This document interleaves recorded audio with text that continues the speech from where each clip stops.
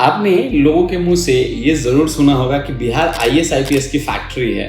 बिहार ने लाखों डॉक्टर्स और इंजीनियर्स दिए हैं और ये हम सभी बिहारियों के लिए गर्व का विषय है और होना भी चाहिए। हम आपको बता दें, आज का हमारा इतिहास जितना गौरवशाली है, इससे ज़्यादा गौरवशाली इतिहास हमारे अतीत का था। बिहार की माटी सच में अद्भुत और अनमोल है, क्योंकि बिहार में शिक्षा, धर्म और इतिहास के बड़ी सारी ऐसी अनमोल कहानियां हैं जिसको संजो कर रखा है और वो आज भी एप्लीकेबल है। बिहार की माटी से कूटनीति के महापंडित चाणक्य हुए, जिन्होंने सिकंदर जैसे विश्व विजेता का विजय रथ रोक दिया था और चंद्रगुप्त को भारतवर्ष का सम्राट बनाया था। नालंदा विश्वविद्यालय का नाम तो आपने सुना ही होगा, जहां विश्व भर से, जापान, चीन से लोग पढ़ने आते थे। और आप इस बात से अंदाजा लगा सकते हैं कि उस समय नालंदा विश्वविद्यालय सिर्फ भारत का ही नहीं, विश्व का शिक्षा का केंद्र था।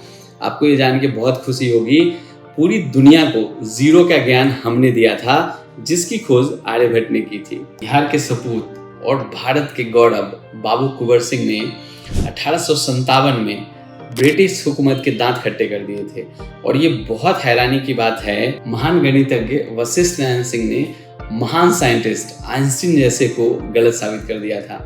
है ना अपना बिहार कमाल का। वहीं अगर धर्म की बात की जाए तो माता सीता का जन्म यही हुआ था। भगवान महात्मा बुद्ध, उनको ज्ञान गया में मिला था, जो बिहार में है। जैन धर्म के 24वें गुरु महावीर भगवान जी का जन्म भी इसी बिहार में हुआ था। अगर राजनीति की बात हो तो उसमें बिहार कैसे पीछे रह सकता है। दुनिया का पहला गणतंत्र बिहार के वैशाली में हुआ था। उस गणतंत्र को, उस लोकतंत्र को आज भी पूरी दुनिया फॉलो कर रही है। स्वतंत्र भारत के पहले राष्ट्रपति डॉक्टर राजेंद्र प्रसाद भी बिहार से थे। ऐसे बड़े सारे महान लोगों को बिहार ने जन्म दिया है, जो राष्ट्र के नवनिर्माण में बहुत अहम भूमिका निभाई। उन्हीं महान लोगों में से एक नाम आता है डॉक्टर सच्चिदानंद सिन्हा का, जो एक वकील भी थे, पत्रकार भी थे, टीचर भी थे और सांसद भी थे। दोस्तों, बात उस दौर की है जब इतना सब चीज़ होने के बाद भी बिहार की अपनी कोई पहचान नहीं थी।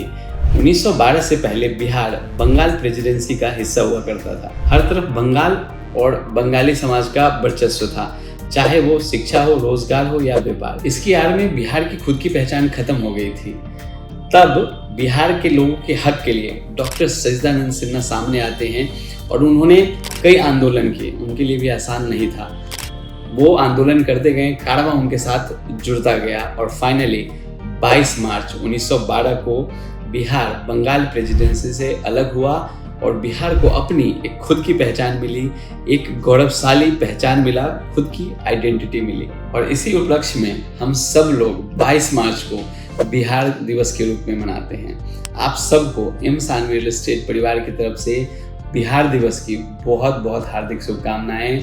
और हम चाहते हैं बिहार शिक्षा, स्वास्थ्य और रोजगार में बहुत तेजी से प्रगति करे और हम बिहार को फिर से भारतवर्ष में एक गौरवशाली, एक वैभवशाली स्थान दे सकें।